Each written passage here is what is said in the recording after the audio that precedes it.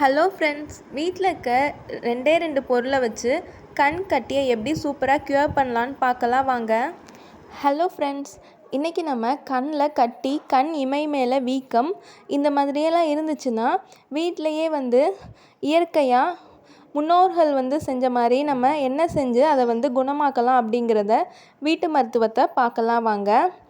இந்த கண் கட்டி, இந்த கண் இமையில் இருக்க கட்டி அதெல்லாம் ஏன் வருது அப்படின்னு பார்த்தோன்னா, தூக்கம் போதுமான தூக்கம் கிடைக்காததால் வரும். இல்லாட்டி வேறு ஏதாச்சும் கண்ணில் ஒவ்வாமை அந்த மாதிரி ஏற்பட்டால் வரும். இல்லை உணவு முறையில் மாற்றம், அதாவது அதிக உப்பு, அந்த உப்பு நிறைந்த உணவு, சில பேர் ரொம்ப உப்பு போட்டு சாப்பிடுவாங்கள்ல, அந்த மாதிரி இருந்தால் வரும். இல்லாட்டி வேறு காரணம் அப்படின்னு பார்த்தோன்னா, சைனஸ் பிரச்சனை இருக்கவங்களுக்கு இந்த தொற்று கண்ணில் வீக்கம் அந்த மாதிரி ஏற்பட வாய்ப்பு இருக்குது. இல்லை ஹார்மோன் மாற்றம், அதாவது மாதவிடாய் கர்ப்ப காலத்தில் ஹார்மோன் மாற்றம் அடைகிறனால வரும். இல்லை ரொம்ப அழுதுருந்தால் கூட அந்த மாதிரி கட்டி மாதிரி வரும். இல்லை வேறு ஏதாச்சும் காயம், புண் ஏற்பட்டிருந்தால் வரும். இதெல்லாம் சாதாரண காரணங்கள். இன்னும் கொஞ்சம் டீப்பாக போனோன்னா தைராய்டு பிரச்சனை இருக்கவங்களுக்கும் வரும். இல்லை சிறுநீரக செயல்பாடு இந்த மாதிரி பிரச்சனைகள் இருந்தாலும் வரும். ஸோ நம்ம வீட்டிலே என்ன செய்யலாம் அப்படிங்கிறத பார்க்கலாம் வாங்க. உங்கள்கிட்ட இந்த மாதிரி ஒரு கல் இருந்தால் எடுத்துக்கோங்க. அப்படி இல்லாட்டி அம்மியில் கூட பண்ணலாம். அதுவும் இல்லாட்டி கையிலே உரைச்சிக்கலாம். நமக்கு தேவையானது என்னதுன்னா இந்த நாமக்கட்டி தான்.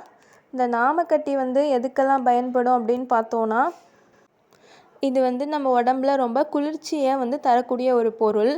இந்த கண் கட்டினால் எரிச்சல் வரப்போ இந்த நாமக்கட்டியை நம்ம குழைச்சி கண்ணில் தடவுறதுனால அந்த எரிச்சல் ஃபுல்லாகவே போய் கட்டிகள் குறையும். அந்த அரிப்பும், கட்டினால் வர அரிப்பும் இல்லாமல் போயிடும். அதனால நம்ம இந்த நாமக்கட்டியை லைட்டாக தண்ணி சேர்த்து உரைச்சிக்கலாம்.